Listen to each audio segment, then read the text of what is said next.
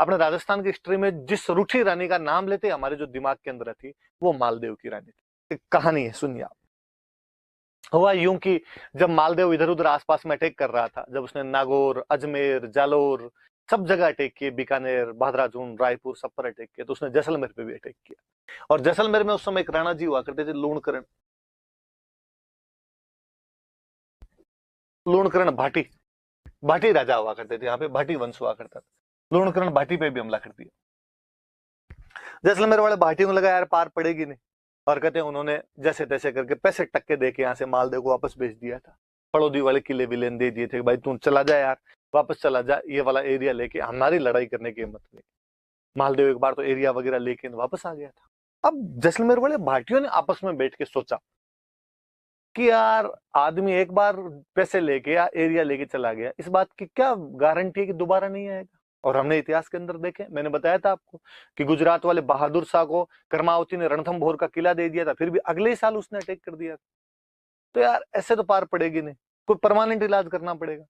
क्या परमानेंट इलाज किया जाए? परमानेंट इलाज तो युद्ध, युद्ध किया जाए। किसी ने कहा यार युद्ध करेंगे तो मालदेव अपना परमानेंट इलाज कर देगा, वो शक्तिशाली आदमी। तो क्या किया जाना चाहिए? लूणकरण की बेटी थी एक उमादे, उमादे नाम की राजकुमारी थी, बेहद सुंदर राजकुमारी। दे का मतलब देवी है भाई, अपने राजस्थानी में देवी लिखते थे। कई राजकुमार उससे शादी करना चाहते थे, और किसी ने सलाह दी कि क्यों ना उमादे की शादी मालदेव के साथ कर दी जाए। उमादे सुंदर राजकुमारी है, उसके लिए योग्य वर की जरूरत है, और मालदेव से ज्यादा योग्य वर कौन हो सकता है? उत्तर भारत का सबसे शक्तिशाली राजपूत राजा था, यदि मालदेव के साथ में अपने रिलेशन हो जाएंगे, बेटी को अच्छा घर मिलेगा और अपना जवाई बन जाएगा, फिर तो क्या ही हमला करेगा, अपने लिए आक्रमण भी समाप्त, ये भी समाप्त। लूणकरण जी ने हाँ बदली कि भाई ठीक, शादी कर देते हैं। मालदेव के पास में समाचार भेजा गया कि साहब जैसलमेर वाली अपनी राजकुमारी उमादे की शादी आपसे करना चाहते हैं, क्या आप तैयार हैं? मालदेव जी तैयार ही बैठे। मालदेव जी ने कहा साहब पक्का, मैं तो कर लूंगा, सुंदर राजकुमारी से क्यों नहीं शादी करना चाहिए। कहते हैं मालदेव जी यहाँ से बारात लेके जैसलमेर गए, खूब बड़ी सी बारात गई, इतने बड़े राजा की बारात जाए तो जानी थी। तो अभी भी अपने गांव में रिवाज होता है कि जब बारात जहां पे रुकती है, डेरा बोलते हैं, डेरा, आप डेरे कैसे समझोगे, कोई इंग्लिश मीडियम वालों के समझ नहीं है, शहर वाले टावरों के। राजकीय प्राथमिक विद्यालय गांव में तो उसी में रुकती है आजकल, तो जाके मैरिज गार्डन टाइप का कर दो जी, होटल कर दो जहां पर आप बारात को रुकवाते हो, तो डेरा बोलते हैं उसको। तो कोई ना कोई जगह होती है जहां पे बारात को रुकवाते हैं। तो पहले ऐसा हुआ करता था गाँव में, तो अभी भी होता है कि जहां भी बारात रुकती है, वो जो डेरा होता है उसको देखने के लिए महिलाएं जाती है। और जब महिलाएं वो डेरा देखने के लिए जाती है, उस समय गीत गाती है, जिस गीत का नाम है जल्ला।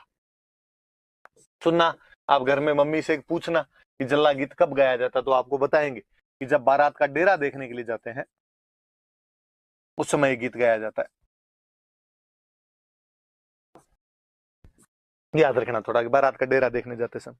तो भाई जैसलमेर की सारी महिलाएं जो थी, वो बारात का डेरा देखने के लिए चली गई। राजकुमारी उमादे ने जब ये सुनी कि मेरी बारात इतनी बड़ी आई है, इतने हाथी, इतने घोड़े आए, तो उसके मन में भी चाहो कि मैं भी मेरी बारात का डेरा देखूं कहाँ रुकी हुई है, पर दुल्हन घर से बाहर कैसे निकले। मुझे लगा क्यों ना मैं जैसलमेर के किले के ऊपर जाके, और वहां से तो सब कुछ दिखेगा, और वहां से मैं डेरा देख लेती हूँ। तो जब जैसलमेर के किले की सीढ़ियां चढ़ रही थी, तभी उसने अचानक एक रूम के अंदर लड़ाई की आवाजें सुनी। उसने कान लगाया तो पता चला कि उसके मम्मी पापा आपस में लड़ रहे थे। और लूणकरण भाटी अपनी पत्नी से कह रहा था, अपनी रानी से कह रहा था कि आज मालदेव जैसे ही फेरों के लिए आएगा, मैं मालदेव को पकड़ के मार दूंगा। और रानी बेचारी के क्यों मार दोगे, बेटी का सुहाग है अपने, आप ऐसे कैसे मार सकते हो? और उसने कहा नहीं, कोई सुहाग वाग नहीं, ये मंगता थोड़े दिन पहले अटैक करने के लिए आया था अपने, और ये तो दबाव में आके शादी करनी पड़ रही है, वरना मैं शादी आज करूं कल करूं। अब ऐसे तो इसको प्रत्यक्ष युद्ध में तो मार नहीं सकते, डायरेक्टली तो इसको मैं मार नहीं सकता, इसलिए आज मौका है, फेरों में तो अकेला आएगा, अकेला आएगा तब मैं मार दूंगा इसको, और यदि तूने किसी को बता दिया तो देख लेना पहले तेरे को मारूंगा। बेचार रानी डरी हुई, क्या करे पर पति के सामने। जब उमादे ने बाहर ये सब बातें सुनी, उमादे को लगा अब क्या किया जाए। एक तरफ मेरे पिता है जो मेरे होने वाले पति को मारना चाहते हैं, एक तरफ मेरे पति हैं जिनको इस धोखे की जानकारी नहीं है, मुझे क्या करना चाहिए इसमें। और फिर उसे लगा कि किसी हिंदू लड़की के लिए सगाई अपने आप में आधा विवाह होता है, और मुझे मेरे पति का साथ देना चाहिए। और कहते उसने नीचे आके एक लेटर लिखा और गुपचुप तरीके से मालदेव के पास पहुंचाया कि मालदेव जी आज जब फेरों में आओ तो थोड़े सावचेत रहना, क्योंकि मेरे पिता आप पर हमला कर सकते हैं। मालदेव जी ने लेटर पढ़ा और मालदेव जी राजी हुए। उनका रानी हो तो ये हो कि सगाई हो रखी है, शादी अभी तक हुई नहीं, फिर भी मेरा साथ देने के लिए तैयार है। उन्होंने वापस समाचार भेजा कि थैंक यू, जैसे तुम वैसे नहीं मरता इनसे, पर तुमने थोड़ा सावचेत कर दिया तो और ठीक है। और अब मालदेव जी ने अपने साथ में जो बाराती गए हुए थे उनमें से 2 ढंग के बॉडी बिल्डर से छांटे और उन बॉडी बिल्डर को कहा कि तुम दोनों का एक ही काम, आज लूणकरण को फेरों में मत आने देना जब तक मेरे फेरे नहीं हो जाए, बाकी मैं देख लूंगा। उन्होंने कहा ठीक है। मालदेव जी गए तोरण मारने के लिए, तोरण की सारी रस्में खत्म हुई, मालदेव जी अंदर फेरों के लिए गए, बाकी वाले बाराती महफिल के अंदर जाके बैठे, पार्टी सार्टी चलने लगी। लूणकरण जी भी इधर उधर अब तक तो बिजी थे। लूणकरण जी ने कहा अच्छा, मालदेव अकेला अंदर चला गया, तब लूणकरण जी घर के अंदर जाने लगे। और वो जो 2 राठौड़ इधर से गए हुए थे, बाराती इधर से, थोड़े बॉडी बिल्डर जिम विम जाने वाले से थे, उन्होंने लूणकरण जी को कहा, अरे लूणकरण जी किधर जा रहे हो अंदर? वो ताक में बैठे थे तैयार। लूणकरण जी ने कहा मैं तो अंदर जा रहा हूँ फेरों। अरे क्या फेरों के अंदर जा रहे हो, यहाँ बैठो, 2-4 पेग सेक लो हमारे साथ के अंदर। और उन्होंने कहा अरे नहीं नहीं, आप समझते नहीं, और अंदर तो कन्यादान करना है, मुझे अंदर जाना पड़ेगा। उन्होंने कहा कन्यादान कोई कर देगा, कन्यादान भाई कर दे, कन्यादान चाचा जी कर दे, कन्यादान ताऊ जी कर दे। और वास्तव में ये तो मैंने फिल्मों का फैशन देखा है कि फिल्मों के अंदर यूं दिखाते हैं कन्यादान पापा को ही करना पड़ता है ना। गांव में तो देखते हैं यार कोई कर देता है कन्यादान, ही तो करना है, घर का कोई सदस्य होगा वो कन्यादान कर देगा। फिल्मों वालों ने कई रस्में चला दी, और ना पहले नहीं होता वो तो। मुझे तो हमेशा ये बड़ा अजीब सा लगता है, मैं शहरों में फिल्मों में जब आगे देखता हूँ कि यहाँ पे लड़की की शादी होती है तो भी सब घर वाले सज धज के एकदम तैयार रहते हैं। गाँव के अंदर तो यार लड़की की शादी में भूत भुआड़िए हुए रहते हैं, पता ही नहीं चलता है। बहन बेटी की शादी हो तो कि आराम करने का मौका नहीं मिलता, कौन नए कपड़े पहने, कौन तैयार हो, जैसे चल रहा है वैसे करते रहो अपने आप। पर शहरों का फैशन है, पैसे वाले लोग होते हैं, काम करने वाले दूसरे होते हैं, यहाँ सब सज धज के पता ही नहीं चलता बाराती कौन है घराती कौन है।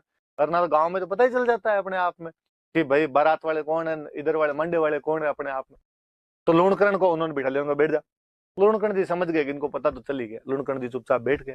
कहते मालदेव जी के फेरे संपन्न हुए एकदम। दूसरे दिन मालदेव जी की बारात वापस रवाना होने लगी। जब पहले राजकुमारियों की शादी करते थे तो कहते भाई राजकुमारी अपने ससुराल जाके खुद काम थोड़ी करेगी, तो काम करने के लिए दासियां होनी चाहिए, तो साथ में दासियां दिया करते थे। तो कहते हैं उमादे के साथ में एक लड़की भेजी गई। उमादे ने कहा और किसको मेरे साथ में भेजा जाए, एक दासी भेजी गई जिसका नाम था भारमली। भारमली नाम की एक दासी भेजी गई थी, कंक्यूबाइन भेजी गई, दासी थी भारमली, कंक्यूबाइन थी। इसको साथ के अंदर भेजा गया। हुआ यूं, थोड़ी सी फिर एक बात सुनिए आप। कहते हैं कि ये भारमली के मम्मी पापा के बारे में पता ही नहीं था, इसके मम्मी पापा कौन थे कौन नहीं थे। जब ये पैदा हुई थी, पैदा होते इसको फेंक दिया गया था। अभी भी अखबारों में अपने पढ़ते रहते हैं, कन्या शिशु कचरे के ढेर में मिली, कन्या को फेंक दिया गया। आज अपने को यदि ऐसी कोई बच्ची मिल जाए तो अपने क्या करें, अपने हॉस्पिटल वालों को देख के आते हैं, अपने पुलिस वालों को बताते हैं इस बारे में। उस टाइम पुलिस कौन, राजा, हॉस्पिटल कौन, राजा। तो बच्ची किसी को मिली तो उन्होंने ले जाके लूणकरण जी को दे दी, और लूणकरण जी ने उसको पाल पोस के बड़ा किया। उमादे के साथ में बड़ी हुई थी, उमादे की खास सहेली थी। और उमादेव ने अपने पापा का, पापा इसको मेरे साथ भेजो ताकि मेरा मन लगा रहे वहां पे। ठीक है भाई, मालदेव जी ने कहा साथ में ले जाओ इसको। कहते हैं भारमली उनके साथ में चली गई। शाम को मालदेव जी की सुहागरात आई। मालदेव जी थोड़ा नशा पता किया ही करते थे, नशा वगैरह लेके वो अपने रूम के अंदर आए, और तब तक उमादेव तैयार नहीं हुए, रानी थे, श्रृंगार वगैरह कर रहे थे, सज धज रहे थे। उमादेव को समाचार मिला कि सब राव जी अपने महलों के अंदर आ गए। उमादेव को लगा कि मुझे थोड़ा टाइम लगेगा, तो उसने भारमली दासी थी उसके पास ही बैठी थी, सहेली थी उसकी, और उसने कहा कि भारमली तू एक बार जाके राव जी, राव मालदेव थे, राव की उपाधि, राव जी को जाकर देगा, मुझे थोड़ा सा टाइम लगेगा। कहते भारमली गई, और भारमली बेहद सुंदर थी खुद भी, और मालदेव जी नशे के अंदर थे।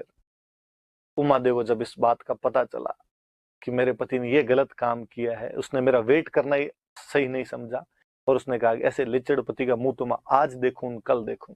उसके बाद उम्र भर उमादे ने मालदेव का मुंह वापस नहीं देखा था। इसलिए उन उमादे को हम किस नाम से जानते हैं, रूठी रानी के नाम से जानते हैं। तो याद रहेगी बात कि रूठी रानी किसे कहा जाता है, तो रूठी रानी उमादेव कहा जाता है। कहाँ की राजकुमारी थी, तो वो जैसलमेर के भाटी राजा लूणकरण की बेटी थी। कौन सी दासी की वजह से नाराज हो गई थी, तो वो भारमली नामक दासी की वजह से नाराज हो गई थी, और उसने मालदेव का आजीवन बाद में मुंह नहीं देखा था। यहां से चली गई थी, अजमेर के तारागढ़ किले में खूब दिन तक रही थी। कहते हैं शेरशाह सूरी वाला जब अटैक हुआ था तब तारागढ़ खाली करवाया था, तब बाद में जोधपुर के पास में किसी गांव के अंदर आके रहने लग गए थे।